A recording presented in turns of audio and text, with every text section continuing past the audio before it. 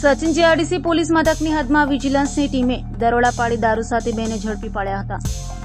સુરતમાં વારંવાર state monitoring સેલની ટીમ દરોડા પાડી રહી છે, ત્યારે સચિન જીઆરડીસી પોલીસ મથકની હદમાં સ્ટેટ મોનિટરિંગ સેલની ટીમે દરોડા પાડ્યા હતા। ગેબેણી વિસ્તારમાં એસએમસીની રેડમાં 2 આરોપીઓ દેશી દારૂ બનાવવાના સાધનો સાથે ઝડપાઈ ગયા હતા, જેમાં એસએમસીએ 480 લીટર દેશી દારૂ, 3600 લીટર દેશી દારૂ બનાવવાનો વોશ, 1 ચૂલો, 10 ગેસ સિલિન્ડર, 5 પતરાના અને 13 પ્લાસ્ટિકના બેર તથા 6 પ્લાસ્ટિકની ટ્યુબ જપ્ત કરી હતી।